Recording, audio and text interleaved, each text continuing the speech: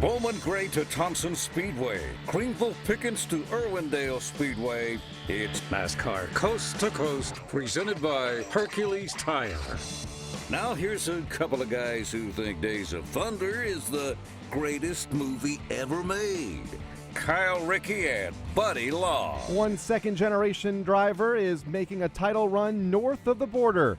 Bill McAnally Racing continues to find success in the West, and will meet the man behind the race team in one of the lady standouts of the NASCAR Whelen All-American Series is closing in on her first modified win, maybe even a championship. Welcome to NASCAR Coast to Coast for Wednesday, August 3rd, 2016. Kyle Rickey back from the fog at Pocono Raceway in Pennsylvania. How foggy was it?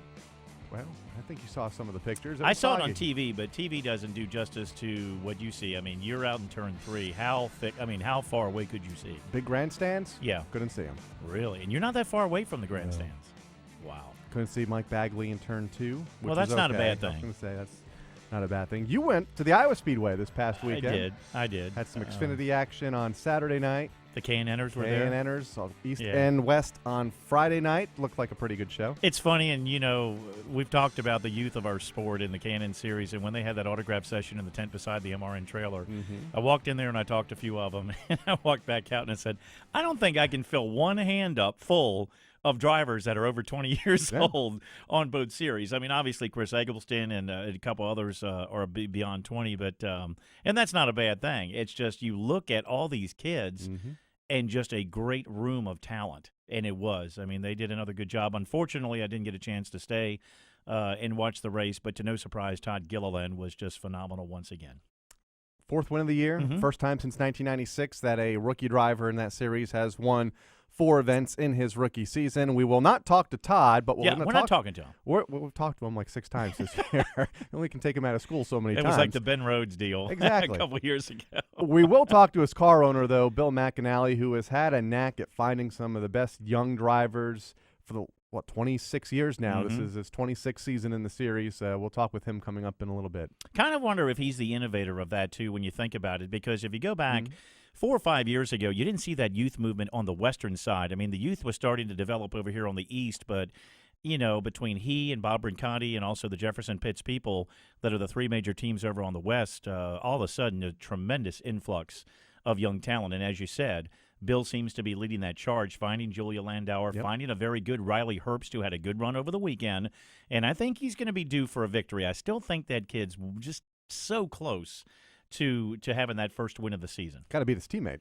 Yeah, Todd Gilliland, who's been tough this season. He did pick up the win at the Iowa Speedway this past weekend. The Casey's General Stores 150 on Friday night, holding off Kyle Benjamin, who was credited with the win in the NASCAR K&N Pro Series East, as he was the highest finishing East driver. Austin Terrio finished 3rd, Colin Cabry 4th. Ryan Partridge rounded out the top 5. You mentioned Riley Herbst a moment ago, finishing in the 6th spot. East Championship leader finished in 7th for Justin Haley. Not sure where that put him overall. Trying to do the math now with the East drivers. Hunter Bays, Grayson Raz, and John Holloman rounding out the top 10. Their seasons are winding down.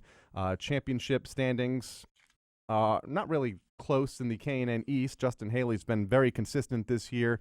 The first driver to win multiple events, winning 2. Now Kyle Benjamin has a couple of wins. 32 points separate the top 2. Haley to Benjamin, Austin Terrio 3rd, quietly consistent all year. Spencer Davis and Hunter Bays rounding out the top 5 in the K&N East Series Championship standings. And in the West, it's close. I think the closest right now we have among all of the touring series. 3 points between Todd Gilliland and Ryan Partridge. 25 points back to both Chris Eggleston, last year's champion, and Noah Gregson, the driver that's trying to run both of the series full-time this season, and Gregson's teammate in Grayson Raz rounding out the top 5, 33 points separating the top 5 as their season also winds down here in a couple of months' time. We'll talk to Bill McAnally coming up in a little bit, who is currently the defending championship-winning car owner in the K&N Pro Series West with Chris Eggleston a year ago, and currently leads the championship standings with Todd Gilliland. Cayden Lapcevich, we've talked a lot about the NASCAR Pinty Series this year in Canada, formerly known as the Canadian Tire Series. Cayden Lapcevich, a second-generation driver that's making a lot of noise this year, but not really until this past weekend. Picked up his first career win, but he's been right there second in points within 10 or 12 points of Andrew Ranger all season long. Yeah, he has not finished out of the top 10 in any of the Touring Series events this year. He has been right up there in the thick of the battle. He's got a good rookie battle going with Kevin LaCroix, who also is top 10 in the Pinty Series points right now. He's been the rookie of the race in, I think, at least 4 of the 6 events this year, and finally broke in and beat the A-Train, which was Alex Tagliani, Alex Labe, and Andrew Ranger. And again, 1 point separation, which is, to no surprise, Pinty Series always comes down to the wire, albeit 5 races left to go. It's probably going to be close once again this year. Lapcevich picked up the win in the Velocity Prairie Thunder 250 in Saskatoon at the Alliant Group Raceway over LP Dumoulin, Alex Labbe, Alex Tagliani, and Andrew Ranger, as you mentioned. And how many points? 1 point? It is a 1 point separation. 1 point coming down between Ranger and Lapcevich. We will talk to Cayden coming up here in a little bit. Again, we mentioned a second-generation driver in the sport, Jeff Lapcevich, 63 starts in the series under the NASCAR banner, and a bunch more when it was the old CASCAR series before NASCAR got involved. One of the true veterans of stock car racing up in Canada. Yeah, we've seen him have some very good runs. When you and I have been to Canadian Tire Motorsport Park, his name has been right up there in the thick of the battle, and just very impressive to see how well Cayden does. But not surprising, we started the season off last year with Gary Clute, another rookie, just went right into victory lane at Canadian Tire Motorsport Park. The rookie crop over the last 2 or 3 years has been very strong, and it seems like when it comes down to the wire, there is a rookie that figures into the mix towards the championship standings. And he's also a 2-time Superstock champion at Sunset Speedway, a track that seems like... The one in Omaha, Nebraska? No, okay. Not that one. Must be the one in Toronto. The other Sunset Speedway up in Toronto, Canada. That one NASCAR home track, Wheelin' All-American track that seems like it's producing a lot of great talent. Talked to Taylor Holdaway about that just a week ago. Did you see, and I know I don't want to interrupt on who our next guest is, but Holdaway did make a huge jump in the standings as well. He did. 23rd up to, where was it?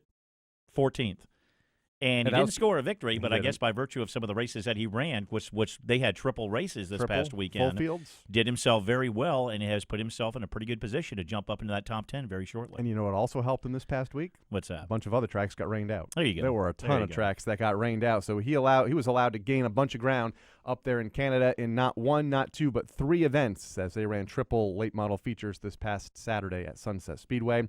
Also joining us on the program, a friend of the show from the last couple of years. We talked to her when she won a mini stock championship, 3 years ago now? Man, time flies. When she was part of an all-female top 3, which is the first time that it ever happened in a championship race for the NASCAR Wheelin' All-American Series at Monadnock Speedway, talking about Kimi Rivet. She made the move to the modifieds a year later and won the New Hampshire rookie title in her first outing a couple of years ago in 2014. Haven't spoken to her since, at least here on NASCAR Coast to Coast until today. She'll join us coming up, running for the championship at Monadnock Speedway after a couple of really strong second-place finishes and what has become a very strong field of cars up at that New Hampshire Oval. Yeah, I mean, they pretty much have 15 to 18 cars that are up there, which is what you need. I don't think I think much like Cayden Lapcevich, for her, she has not finished outside the top 10. She's had, like you said, a lot of second-place runs. I think her worst this year has been 8th place. Yeah.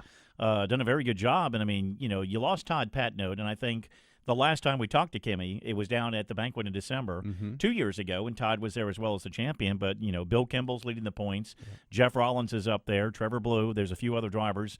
It's a good mix of talent, and she's got plenty of races left to go this season and has the ability to erase that 41-point gap if she can keep that consistency. Spoke with her recently. She doesn't want to know where she is in points. So we can't talk about that tonight. She doesn't want to know where her competition in points finished in the feature. She looks nothing. She is very superstitious, about as superstitious as they come. I go, where's the GoPro footage?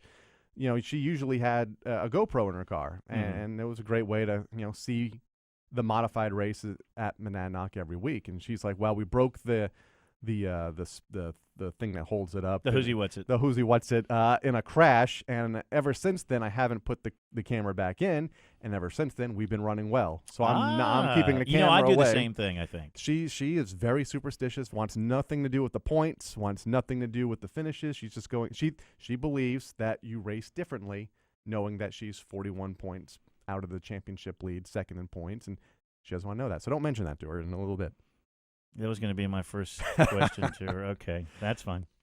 So we'll have her on the show coming up here in a little bit. Coming up this weekend, the NASCAR Whelen Southern Modifieds back in action. We haven't talked about them in a while. It's been since July 1st at Caraway Speedway when Andy Seiss picked up the win. They're back in action at Bowman Gray Stadium this Saturday night, part of a big 2-day extravaganza there at the stadium. Yeah, and I mentioned, I think last weekend I said they had 5 weekends left. It was less because I forgot that 2 dates are this weekend. Friday night is the 100-lapper. Right. I think the Modifieds run the weekly racing series, and then, of course, the Tour race, which they do have 19 cars on their list, and, of course, a very tight points battle again going down to the wire. 6 races to go. You see Burt Myers with an 8-point lead over George Brunholzl III, 11 points back to Andy Seiss.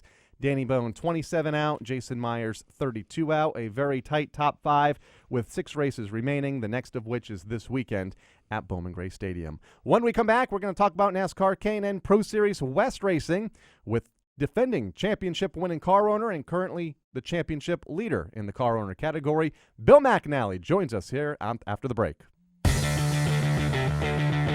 NASCAR Coast to Coast will be right back on MRN.com.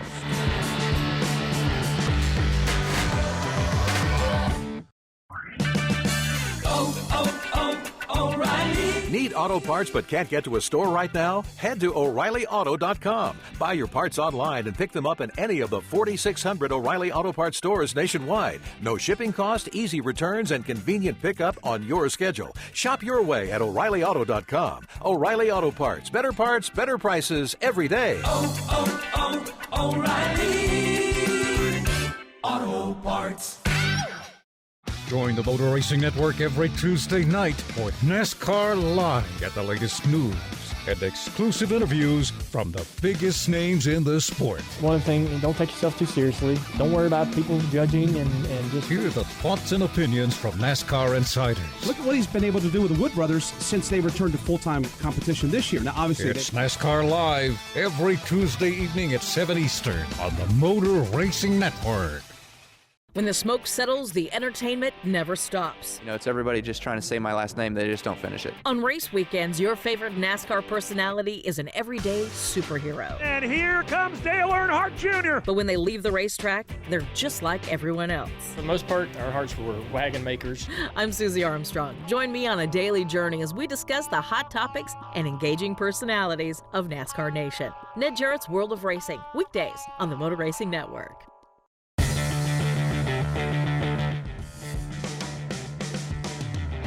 This is NASCAR Coast to Coast on MRN.com. Here's Kyle and Buddy.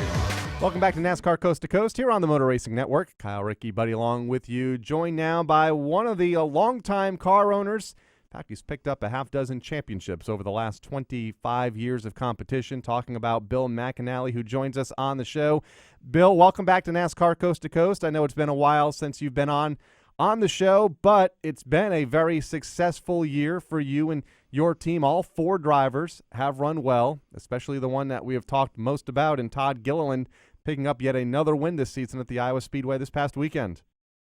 No, we've got some great teams, a lot of great people this year working real hard and bringing in some amazing results. And Todd is a very special young man that I'm privileged to be working with this year, I'll tell you. Well, when we talked to you last year, Brendan Gaughan was here on the show with us, and obviously you've got a very strong tie to Brendan, and he told us watch out for Riley Herbst. He's a driver to watch out for. You got him on your team. Julia Landauer, a very accomplished female racer that's done very good. But let's start with Todd. You knew he was good. You knew he came from some very good racing lineage with his grandfather Butch, obviously his father David. But did you think Todd was really as good as he is right now, Bill? I'll tell you, he doesn't cease to amaze me.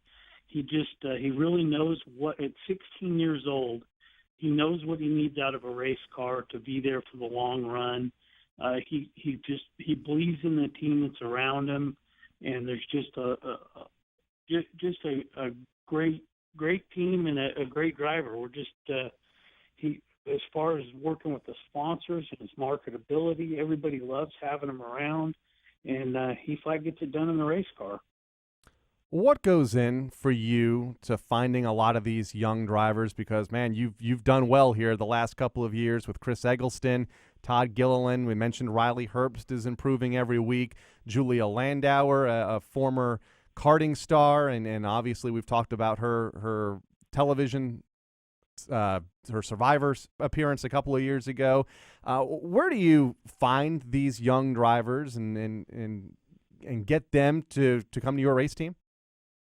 Well, we're fortunate being involved as long as we've had in the NASCAR Cayden. When somebody's looking at going in that direction, we typically get a phone call, and we'll get together and we'll do a test event, see how we work together, and just assess the test and try to give a direction that would be the next step in their career, whether it's continuing to go out and run Saturday late models or to do K&N or just try to help them find a direction. And we're very fortunate. A lot of them reach out to us, but we're always looking and always talking and looking to fill these seats for the next year. How did this kind of come about? Because when I look back at the Western program, maybe about 5 or 6 years ago, you didn't have the influx of the youth as much. You had a lot of good veteran drivers that were on this series, a very good series indeed. But it just seems like in the last 2 or 3 years, and maybe a little bit more, the influx of younger talent began to come in. When did this really, did you feel start, or were you one of them, along with maybe a Bob Brancotti and the people from Jefferson Pitts, that said, hey, look, we need to dive in more into the youth movement? Was it more an act on your part to go find them, or are they coming to you guys, lighting up your phone, looking for opportunity? Well, both. And it started when NASCAR, when I was running the K&N, the Winston West, I mean, you had to be 18, so you had to pay your dues at a local Saturday night track, and you'd be there for 3 or 4 years touring in late models and winning a local Saturday night Winston Racing Series championship before you'd even thinking about taking the step up into NASCAR Regional Touring Series. But once NASCAR lowered the regional touring age to 15, that opened the doors, and it now you don't have the stars of the local Saturday night. Guys are moving on real quick. They're not there paying their dues for 3 or 4 years in the late models. And then even when we get them to the Cayden series, unfortunately, I mean, they're in and out. They're looking to go to the trucks and the Xfinity and moving on. So it's changed in the last 15 years a lot. And these kids are just moving on fast. And, you know, it's with Joey Logano and Chase Elliott and some of these younger drivers, Kyle Larson's moving up the ranks so quick. They're chasing that and trying to do the same thing, and it just puts them on a very fast pace. Do you think 15 is almost too young to be eligible to run in the West Series full time? You know, I continue to be amazed at how mature these 15-year-old kids are. They're growing up so fast now. I mean, I've got to remind myself sometimes I'm talking to a 15 or 16-year-old kid because they are so mature. I'll give you an example. At Kern County, one of the first races of the season, working with Todd Gilliland, we started the race off, and he's letting cars go by him. I'm like, is our car all right? We okay in there? And he's like, yeah, they're just using their stuff up too much. They're not going to be there at the end. Here's a 15-year-old kid letting people go by him because he thinks they're abusing their stuff. And sure be it, at the end of the race, Todd's driving right back by him with his equipment intact. At 15 years old, at 21 years old, I would have gnawed through my window net to keep somebody from passing me, you know. It's a different time. Well, for those that are having a chance to watch on YouTube right now, we're seeing some great shots of all your drivers as well as you. You've got a great collection and a very diverse mix when you look at it, and you've got the best of both worlds. You've got some youth that you're developing that will eventually move on to the next level, but you've also got a former champion in Chris Eggleston. And watching he and Todd interact with each other during the autograph session at Iowa, they were kidding around with each other. I know they're not all in the same location. Chris is in Colorado. You've got Julia, who's here in North Carolina. She's up in New York. Everybody's kind of scattered in California as well. But when they get together, it looks like you've got a pretty good nucleus of drivers that work together for the common goal of the team, all four teams. No, we do, and everybody here, it's one organization, and everybody's into helping everybody. Matter of fact, we had a team meeting about this yesterday, about everybody working. I mean, right now Chris has got 2 wins, Todd's got 4 wins.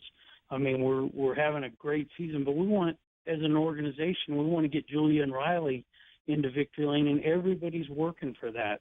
I mean, they're helping. Crew chiefs are working with one another, trying to share, trying to help. And this is probably the strongest group I've ever had. And the camaraderie with the drivers is phenomenal. They all they've got into each other. We've had some issues on the track, but they let it go quick and move forward. And again, it's a development series, and as long as they're learning from the mistakes they're making, and we're able to move forward. And we're doing that, but just a real strong group, and I've never had such a great group of young drivers with the potential to continue moving up the NASCAR ladder as we have this year. And they're all running well up there in the top 10 in the championship standings. You're one of the biggest supporters and always have been of the NASCAR K&N Pro Series West, but almost got out of it back in the late 1990s. I think you came close to retiring from the sport. What has kept you going for? I mean, that was almost 20 years ago now, for now 26 years in this series. Well, I'll tell you, in 94, we had our truck and trailer stolen, and actually they burned it to the ground to cover their tracks after they had what they wanted. And it was a time when I was thinking about wrapping it up. I had a good job at a utility company. We were having our children at that time, and they were starting to do more things. And I just, was thinking, I rode this horse, and it's just not me. But the way that the community and the NASCAR embraced me about the loss that I had with my truck and trailer. I mean, I came home from work from the utility company that night, and there was a phone call from Richard Childers. And he said, "Get back here, I want to help you out." And he loaded me up with a U-Haul with used parts and pieces, and he said, "You sell these, you trade them, you use them, you get yourself racing again." But we had so much help from that tragedy that I didn't want to let anybody down, and it made me focus and work harder. And then in 98, I had an opportunity to quit my job at the utility company and put a driver in the car that could bring some additional funding and make this a living for me. And that was a dream come true, being able to make a living racing. And since then, we've never looked back. We just keep going forward. And by virtue of that hard work, you're now having the ability to make dreams come true for younger drivers. A Todd Gilliland, a Julia Landauer, a Riley Herbst. You are such a great humanitarian when it comes to the sport. Obviously, you have been such a great provider as a car owner, a track sponsor, actually a track owner, sponsors of a lot of the events. And I know you're celebrating the 50th anniversary of Napa this year with Chris Eggleston and the entire Napa team. But when you look back, going back, starting with the days of the K&N Series, what are you most proud of? Can you put your finger on one thing that really stands out that you've been most proud of as far as your accomplishments?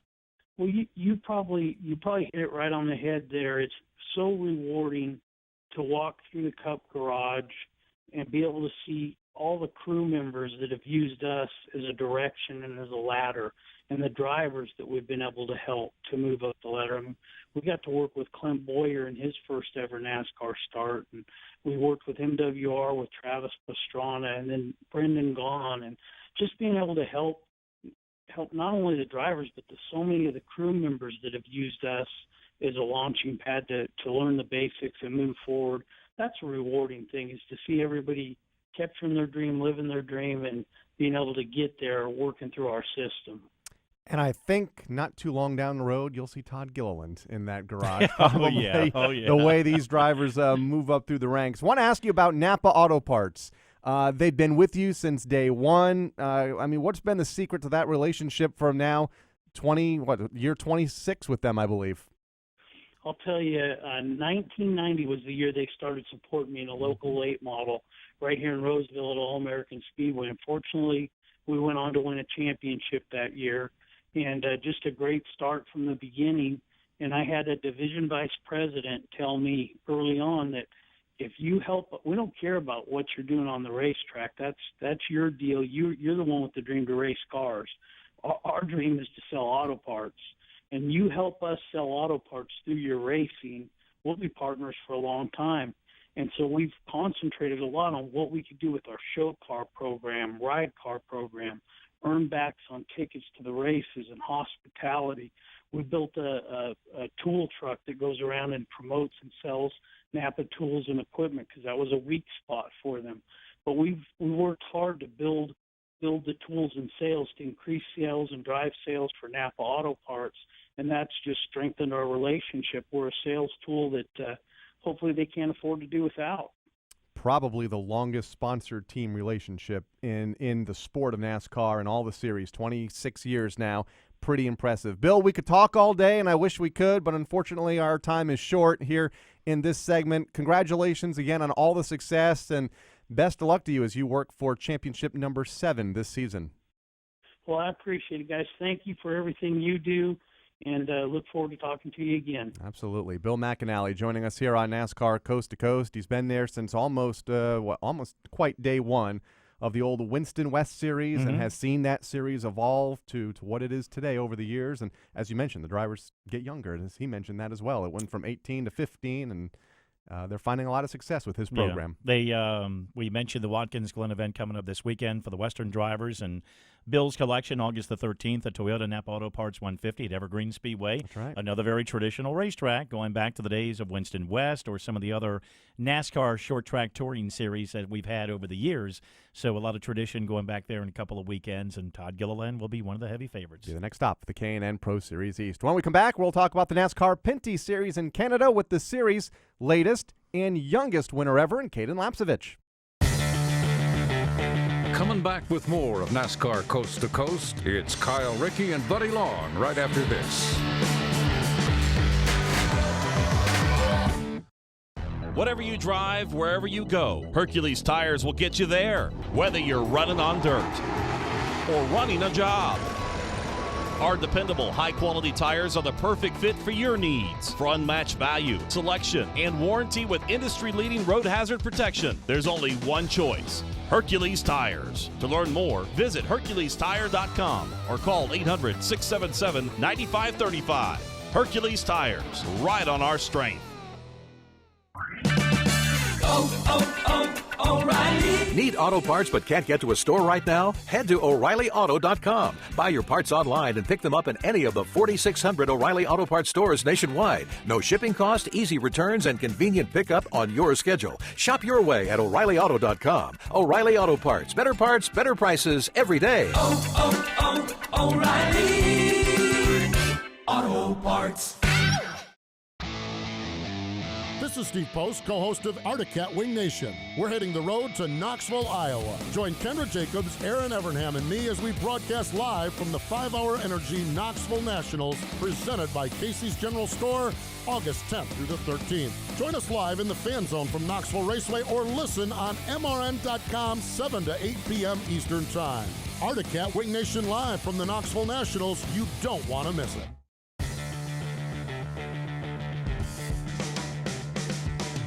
Hey, this is NASCAR Canadian Tire Series driver LP Dumoulin, and you're listening to NASCAR Coast to Coast on MRN.com. Now back to Kyle and Buddy. LP finishing in the second spot this past weekend at the Wyant Group Raceway in Saskatoon, Saskatchewan, up in Canada. I just love saying that. I do. And he finished second to one of the newest winner in the NASCAR Pinty Series in Cayden Lapcevich, who joins us now on the guest line. Cayden, welcome to NASCAR Coast to Coast. Congratulations on your first series win and just your 13th start. But from what I read, it wasn't easy, though. LP really gave you a run for your money there in the closing laps. Oh, thank you, and thank you for having me. And yeah, he certainly did. At one point, he almost cleared me, but I was able to keep my nose in there, and the car just came back to me, and I was able to reel him back down. So, a couple guys challenged me in the race. It definitely wasn't easy, but I came out on top, so that's all that matters. A very successful season so far this year, Cayden, and as a rookie as well. We alluded to Gary Clute winning the opener last year as a rookie on this same series, but, not one race so far this year in which you have finished outside the top 10. Some very strong finishes, but it looked like it just seemed to be a matter of time, only a matter of time before it was going to happen. Yeah, that's what – I've heard that from a lot of people now. Everybody sort of thought I was going to get one here soon, but I hadn't set my bar that high to get a win. I was just sort of going out this year to, put some good finishes, try and pick up a good marketing partner to go run the whole schedule next year. But, we started off the season with a fourth at Canadian Tire Motorsports Park, and we were just going race to race, really. But we kept plugging away, coming out with top 5s, top 10s, top 3s, and every event so far. But it's just motivating us to get to the next race, and it's definitely hard without a really good marketing partner. But we're definitely trying, and we're doing the best we can to get to the next race. So we'll see where it goes. Good motivation, good momentum. Has it surprised you at all that, okay, you've had this great season with all these good runs, and you're sitting only 1 point behind Andrew Ranger in the championship standings? Yeah, it definitely did surprise me. At the start of the year, we didn't even think we were going to run this many races. We thought, okay, we're going to run 3 or 4, and then put some good runs, and hopefully that'll attract, I'm not saying a great marketing partner, but something that will get us through the whole season for next year. But I think I certainly surprised myself and my crew a little bit by coming out and running so well. So, we're doing all we can. We're pushing really hard to get to the next race. So, but we'll see where it goes. I think we definitely have something good going here, and I'd hate to lose it. Now, Kyle and I, as broadcasters, obviously, before we became broadcasters, always dreamed of the day when we could sit by the late Barney Hall, God rest his soul, and we have. We've had a chance to do broadcast events with him and other notable people that are with the Motor Racing Network and be a broadcaster and join them. Were you of the same opinion when you look at an Andrew Ranger or an Alex Tagliani, who are in some ways absolute gods in Canada when it comes to motorsports, and sitting there thinking, wow, I'm not only racing with these guys, I'm right in the thick of the points battle, and I actually beat these guys this weekend as well? Yeah, it's definitely something I always dreamed of, racing guys like Andrew Ranger and Alex Tagliani, like you said.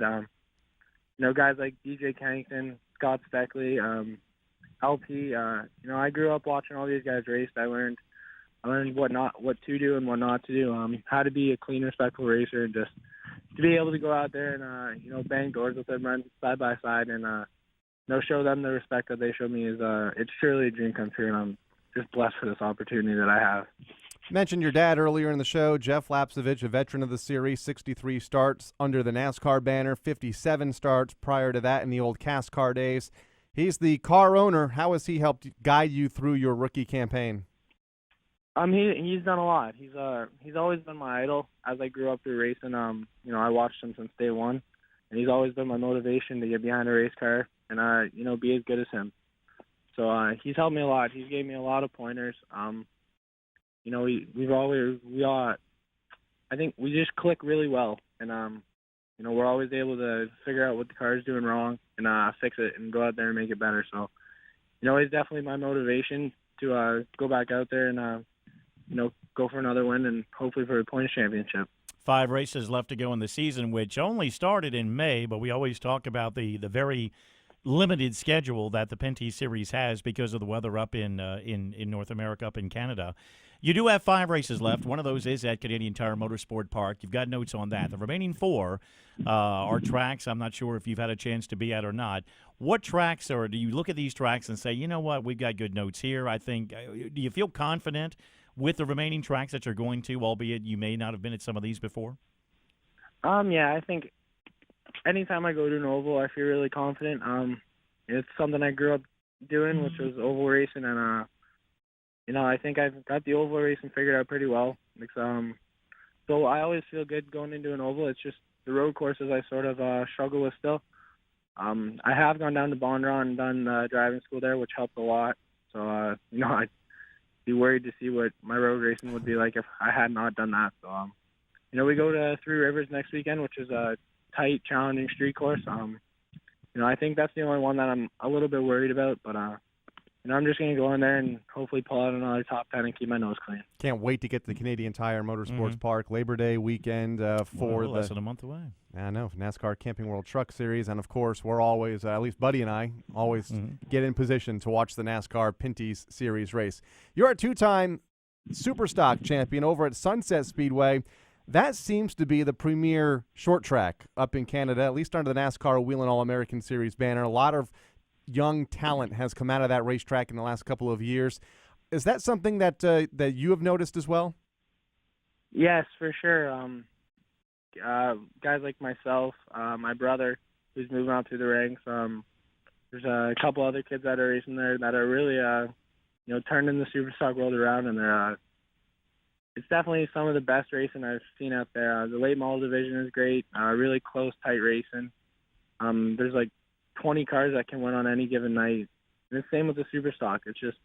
It's all great racing. It's all really good, clean, respectable drivers out there. And I give a lot of credit to Sunset for, my success on the ovals and the stock car. It's been a lot of help, and, I can't really do it without that. Okay, so I'm going to put you on the spot. Were you a Taylor Holdaway fan last year when he was climbing up through the rankings and almost won the Whelen All-American Series National Championship? I was definitely rooting for him. I thought it'd be really cool to see, a Sunset guy in his first year as a NASCAR Whelen All-American Series track win the national championship. So, I was definitely rooting for him, but, third's pretty respectable too, especially for not having as many races as some of those other guys did. Yeah, he definitely made the most out of what he had to work with because it is a short schedule up there, as Buddy mentioned a moment ago. Now, before you got started at Sunset Speedway, how were you introduced to motorsports via a driver? What was your first race car or your first kart even maybe? Well, my dad surprised me one Christmas when I was 4, I think it was. With a quarter midget. So I came out into the garage and he had this quarter midget sitting out on the stand and everything. And I started with it actually in the shop parking lot, running around cones and stuff. And then we ventured down to New York, ran a little bit there, and then I fell in love with it. And so we started touring a little bit with it. I raced against guys like Eric Jones, Ryan Blaney. A lot of the guys that are racing like trucks and stuff now, I raced against who I knew of, or as they were getting out of it as I was getting into it. But quarter midgets is where it all started for me, and I had a lot of success in that too. You mentioned earlier you pretty much have the oval part of your program down pat. What part of the road course program do you feel like you're looking to improve on? And was that your dad's strength as well, the ovals, or did he pretty much like both and was very confident and very, very successful at both as well? My dad was always pretty successful, oval and road racing. He was, I think he definitely preferred the road racing aspect of it as he came from. He raced stuff like Grand Am and stuff where he won championships. He won the 24-hour race at Mosport. He ran the Rolex 24 hours. So he was always more of a road racer, and he's helped me along a lot along the way of with my road racing stuff. So I'm trying to attack the track better, and just overall get a feel for how to downshift better, and use the draft down the long straightaways and stuff. It's all just a little bit new learning game to me, but I'm trying to pick it up as quick as possible. But it's definitely not something easy to do. Now, I assume the short-term goal is to win this year's NASCAR's Pinty's Championship and as many more races as you possibly can to get to that point. But what about down the road? Any thoughts about racing here in the States and some of those other series that you mentioned a moment ago with Truck and Xfinity, maybe even K&N?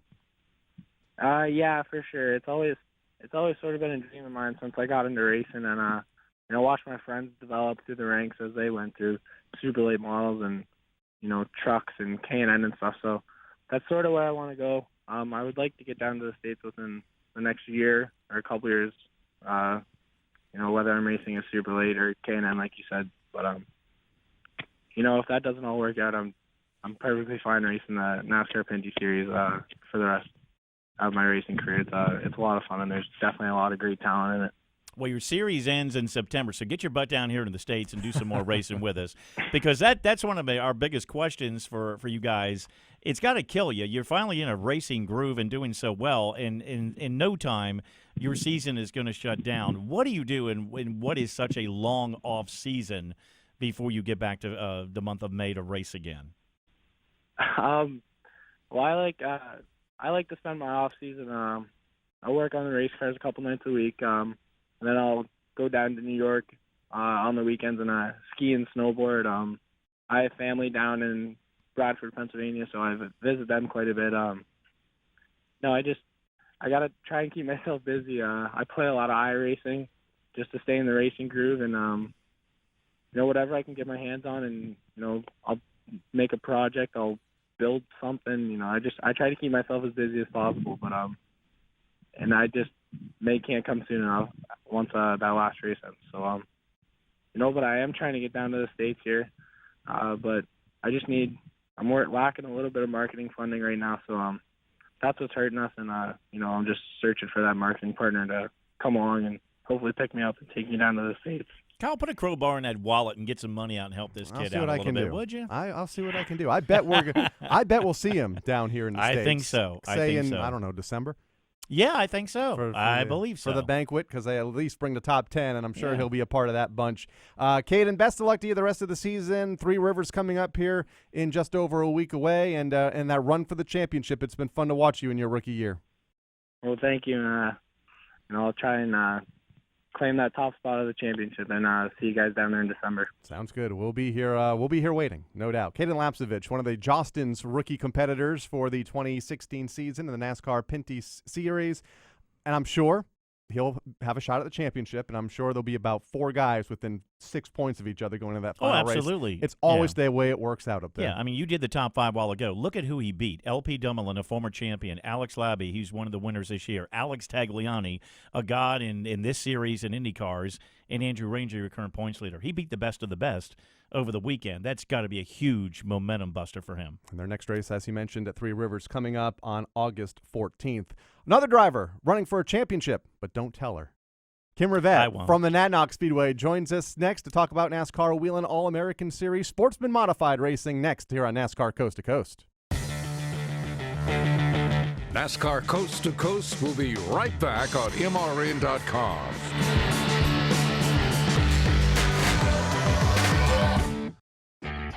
Where can you find MRN-affiliated radio stations? Go to stations on MRN.com to find your local station or stations that stream MRN's race broadcasts and programs. That's stations at MRN.com.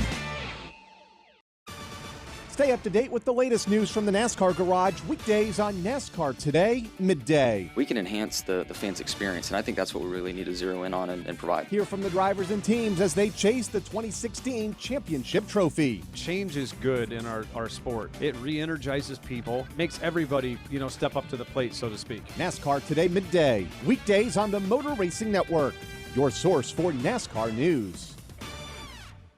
Missed the race this weekend? Danica Patrick is up in flames. Paul Menard will crash. Or just want to relive the best moments? That was an amazing finish. Catch all of the action and highlights right here. Jimmy Johnson gets nailed, and it's a big one. It's the Sprint Cup replay getting you on the fast track to victory lane. Woo! Good job, Kansas, yes. Don't be left out of the conversation Monday at work. Listen to the Sprint Cup replay on MRN.com Mondays at 7 a.m. and 1 p.m.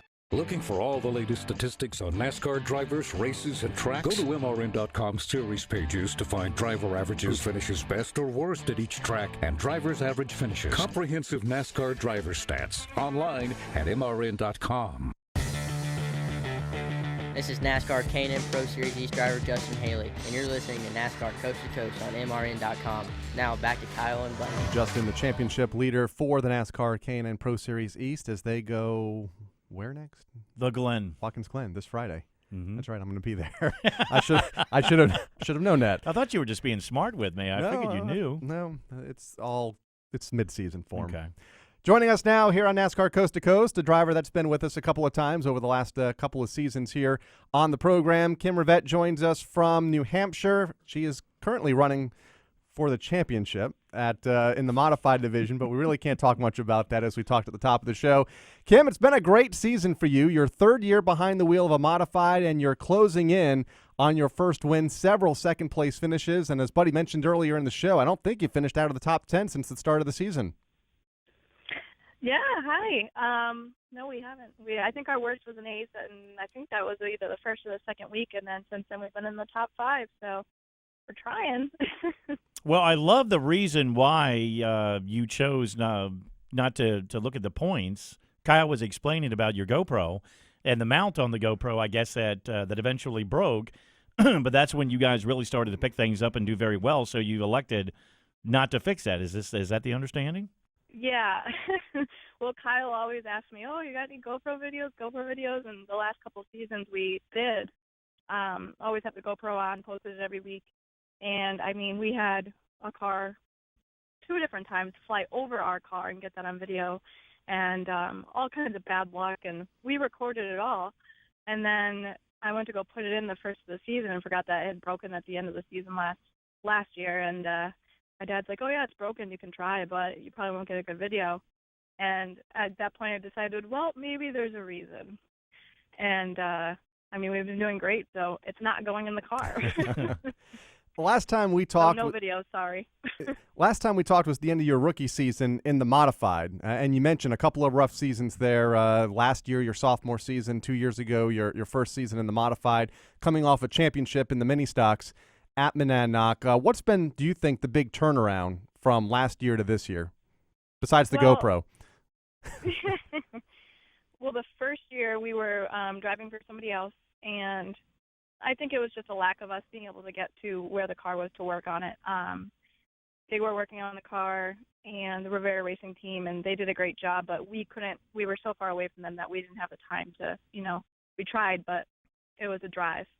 So that was the first season, and then we bought our own. Me and my dad purchased our own car last season, and I think with that it was just a lot of the unknown. We had things on backwards. I was like, this thing is terrible for weeks on end, and we just had, parts wrong, and so it was our own fault, but it's a learning curve because we had never worked on them before. Now, the last time, it's a little bit different than a mini stock. Yeah, I guess it is.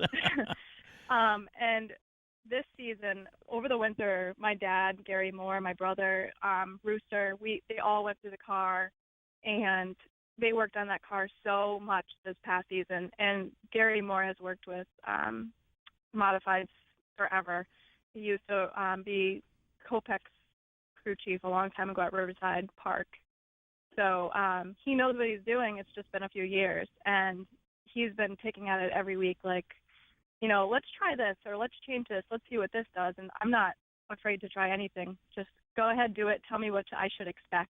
Tell me if it's going to be loose going in or pushing out, so I have a clue when I'm going into the corner. But I'll try anything at this point, even if it gains a tenth, where, that's huge. So we're right at the fine-tuning point where we figured out so much this past winter, and it's all working.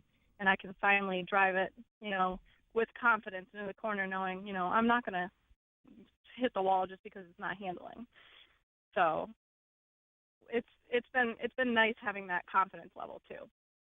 Absolutely, and obviously it's showing with all the top 10 runs.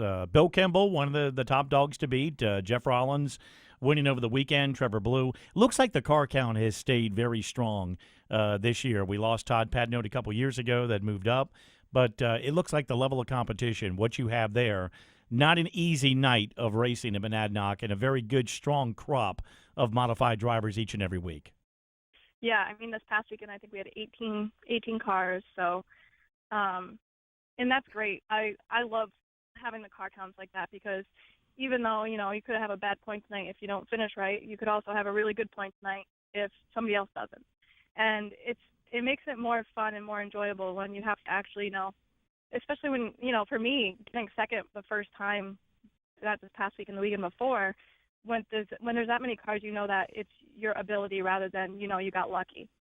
So it makes it more enjoyable to get those top, 5 finishes, because we couldn't do that last season. That's all we strive for, was top 5s, and it was really hard to do.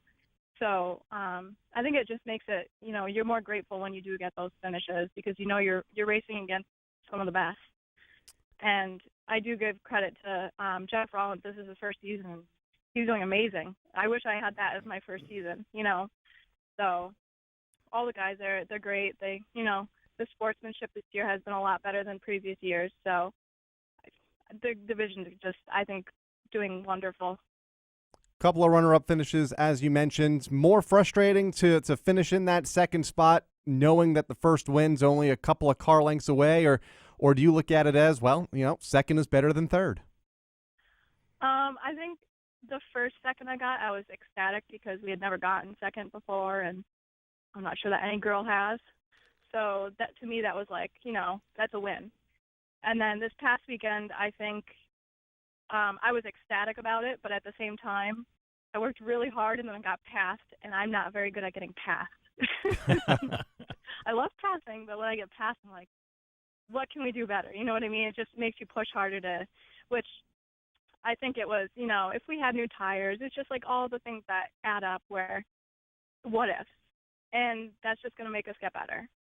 So, Nathan Johnson won. They've been doing amazing with their car, like same kind of deal this season. They really came, they worked on their car. They got it going perfect, and they've been fast. They've just had some bad luck.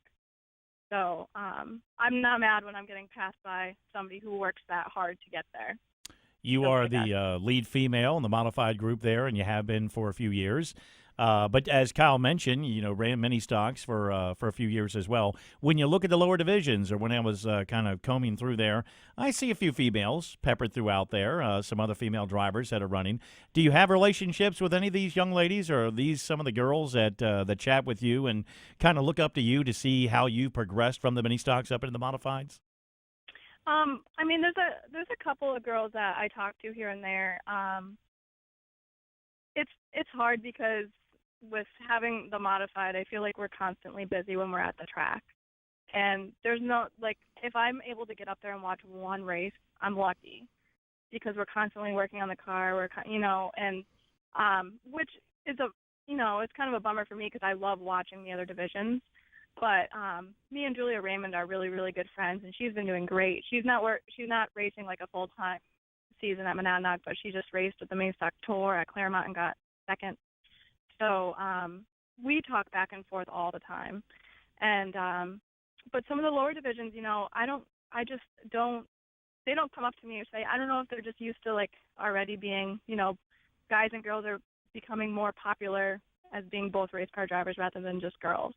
So I don't see it as much anymore that some girls are coming up to me asking me things or whatever, but a lot of little girl fans, that's for sure. The little boys are terrified of me, and I don't know why.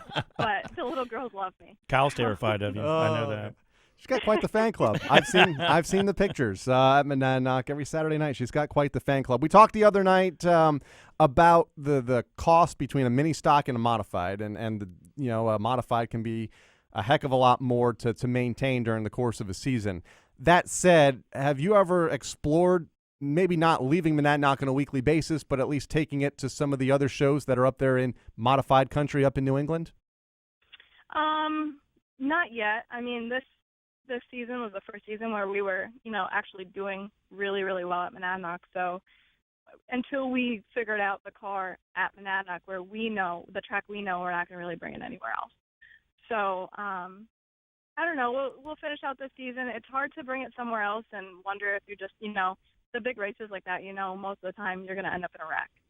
And knowing where we finally got the car going decent, it's kind of hard to do that at the end of the year. But, my boyfriend's got some enduro cars that we just go to random races during the year. And I still have my mini stock, which eventually will come out of the woodwork. It's been taking a little beauty nap, so it'll come out eventually. It's just a matter of when I have the funds to do that. So we're just trying to get through the season and hope to get through the rest of the season with tire money and stuff like that, and then we'll go from there. Oh. But if anybody, has a modified they want me to drive, I'm more than willing to go anywhere. One of the good hot shoes right now up in New England in a modified. Kimmy Rivet. Kimmy, do you want to know where you are in points? No. Okay. She knows. She knows. She wants nothing to do with talking points, and I don't blame her. Kim, best of luck to you the rest of the season, and hopefully we'll see you back down at the banquet in December talking about maybe a championship. You never know.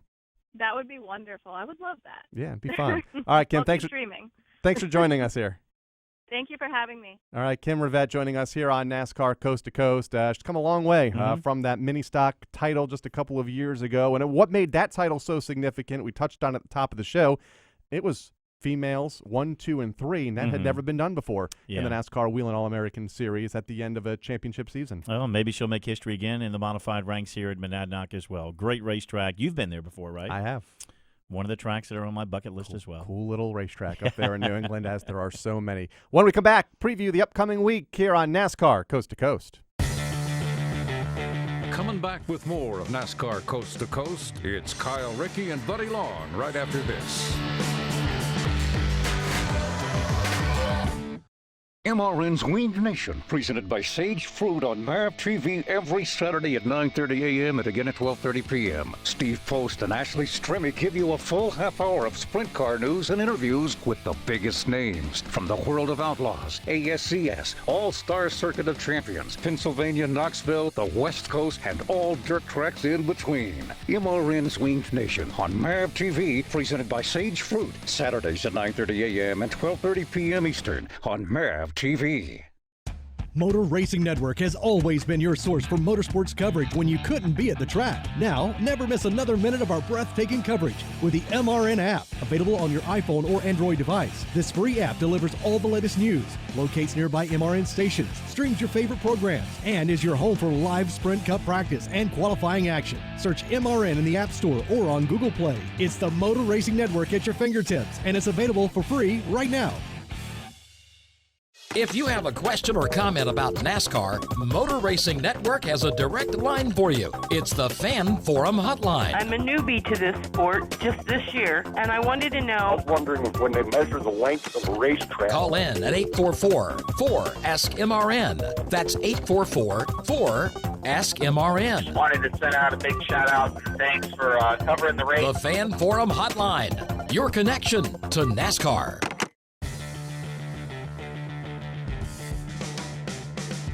This is NASCAR Whelen Modified Tour driver Woody Pickett, and you're listening to NASCAR Coast to Coast on MRN.com. Now back to Kyle and Buddy. All right, thank you very much, Woody. The NASCAR Whelen Modified Tour. Clear the throat. Going to be back in action next Friday night at the Stafford Motor Speedway. I thought it was Or this is Friday It night. is this Friday. Yeah. Next week is at Thompson before they head to You Bristol. don't even know where you're going this weekend, do you? That's true. Where are you going? Watkins Glen. Okay, you got it right. Good. Maybe make him stop at Stafford, though, on Friday night. A lot of action this past weekend. Irwindale Speedway was in action with some twin features. Nick Jonitis and Trevor Huddleston picked up the wins. Huddleston finished second in the other feature. That's big because he's currently top 5 of the NASCAR Whelen All-American Series national standings. Within 10 points now of Ted Christopher. The next event at Irwindale is set for August 13th. Eddie Hawkins broke a 2-year winless drought, taking the modified race at Spencer Speedway over the weekend. This weekend, meet and greet the drivers for the Sunoco Mods. At Colorado National Speedway in Dakota, Colorado, it was Kyle Ray claiming his 3rd late model win of the season, holding off Jace Hansen at the line. Their next event is August 6th. Devil's Bowl Speedway in Vermont, their twin 25s for the modifieds went to Jason Durgan and Billy Lussier. This weekend, the C.J. Richards Memorial for the Sportsman Mods. The dirt track rained out for an 8th time. They will have double features this upcoming weekend. Good to see one of the old-timers back in victory lane. He's been in the modified business forever, and Dan Avery finally picked up a win a couple of years ago in 2013 for the first time in like 20 years at Stafford Motor Speedway. Picked up his first win since then this past Friday night, holding off Rowan Pennick at the line. Father-daughter back in victory lane again at Stafford on the same night. Tom Butler Tommy Fern winning the late model race. Alexandra Fern, his daughter, picked up the Dare Stock win. They're back in action on Friday with the Modified Tour. I-80 Speedway in Greenwood, Nebraska. Corey Zeidner took the late model win over Ben Schaller. Schaller leads the points by 6 over Jace Kaiser, 12 over Andrew Kosiski, and 14 over Bill Layton Jr. It's a tight battle going right down to the wire with about 3 events left. Elsewhere in Connecticut, last Wednesday night, Ryan Preece claimed the 2020 sprint win for the track's modified division. Rowan Pennick, Mr. Second Place last week up there in the Northeast, finished in second. Keith Rocco was third. Matt Lewinsky-Lowe won late models, and they return to action on August 10th. Columbus Motor Speedway had the Jim Knuckles Memorial with Travis Braden coming away the late model winner over Donnie Hill and Cody Robinson. The Marion Brooks Tribute Race coming up this Saturday night. Bobby Holly won in the Super Stocks at the New Smyrna Speedway down in Florida this past weekend. Wayne Parker won in the modifieds. The late models were off. They are back in action as the feature division this Saturday night. Ronnie McCarty takes the victory at Kingsport Speedway in Tennessee. You want a tight point battle? Zeke Shell by 2 points over Cress Van Dyke, 3 over Ronnie McCarty, and 8 over Wayne Hale. And with that, we're out of time. Want to thank Bill McAnally, Cayden Lapcevich, and Kim Rivet for joining us on the show. For Robbie Mays, Craig Moore, he's Buddy Long. I'm Kyle Rickey. We'll see you back here next week on NASCAR Coast to Coast on the Motor Racing Network. This has been NASCAR Coast to Coast with MRN short track experts Kyle Rickey and Buddy Long. Tune in next Wednesday at noon at MRN.com for more talk from NASCAR home tracks and touring series. NASCAR Coast to Coast is also available on demand in the MRN.com Media Center or download from iTunes or Stitcher. NASCAR Coast to Coast is a production of the Motor Racing Network. All rights reserved.